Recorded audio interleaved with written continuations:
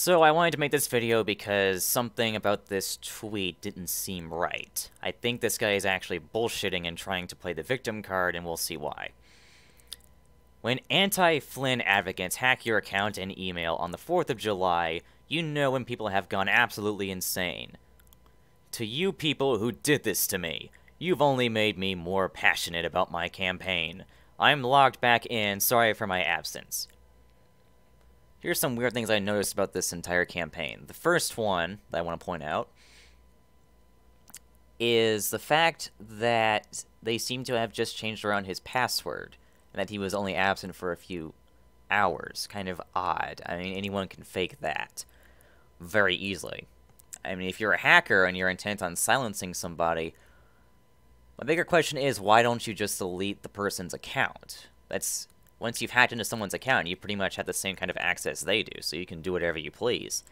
And if you intend on silencing somebody, just delete the account. But what I especially love is this little part right here. It sounds like a communist campaign poster. It sounds like communist propaganda.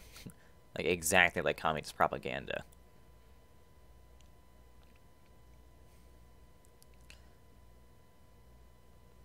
But he continues, I will not be naming any names, but I will say that the accounts holders that hacked me were linked to accounts I've never heard of before. As fast as I can tell, none of the extremely outspoken anti-Flynn supporters are behind this. And he continues. No, I think they made bogus accounts so that they wouldn't have their real accounts found. Okay, they made alternate accounts to cover their tracks. Problem number one. Those kind of accounts, they are temporary. Like, once they've served their purpose, the hacker usually deletes them.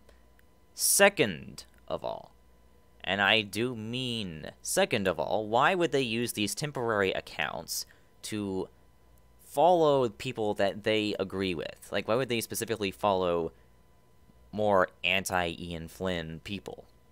Ian Flynn protesters? That doesn't make a whole lot of sense. In fact, that's downright stupid. This hacker he has described just sounds like he's the dumbest person alive. But it gets even better. Oh, might it ever get even better. People who mostly prefer the writings of Penders. I've heard Ian called an egomaniac, however most of their evidence of that is entirely misrepresented. You mean like that time Ian Flynn took to Twitter to tell his fan base to go out and harass his critics, or the time that he went after people like Jesse Pajamas and a couple of other people for simply giving constructive criticism? That's apparently an egomaniac, but, you know, it's, again, Ian really loves to run his entire fan base like a cult, and, you know, this kind of reminds me of instances where people, you know, try to play the victim card, but he's done such a horrible job at it that I cannot believe a word that he has said. I'm not advocating for hacking, but it gets better. His reaction to it is just, it's priceless. So you probably saw that with the Trender dude, but it gets better. You saw what I said. I don't buy his claim of anti-Flynn people being the reason why he was hacked. He provides no proof to show that's the case. To throw such a wild accusation on a whole part of the fandom is BS, and very misleading. And yes, he is right. He has not provided any evidence to support that he was hacked, or that the hackers were Penders fanboys. So it sounds like he's completely bullshitting. It really does. And plus, the way he describes the hack, it could very easily have been, you know, faked. Like, anyone can just go into their... Anyone can just go offline for a little while and then come back and say, I was hacked. People have changed my password. But it gets better. Bro, I get it. You don't like Flynn, but this is too far, man.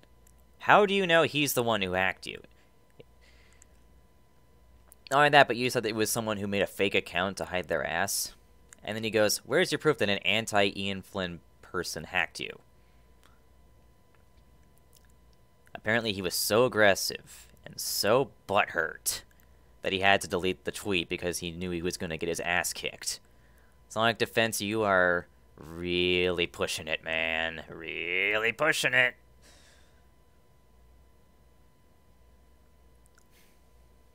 You didn't back up shit, dude. You acted more out of spite than someone reasonable. You showed the same tweets over and over, using it as your proof against Ian. Again, you should quit while you're ahead and just drop it because you haven't backed up anything. You mean looking up tweets? Because then Trender and I have backed up several of Ian's tweets. We have his fanfictions, we have his tweets, we have his Bumblecasts. We have enough evidence to support that, yes, Ian Flynn has a lot of problems and should not be allowed to write for the games.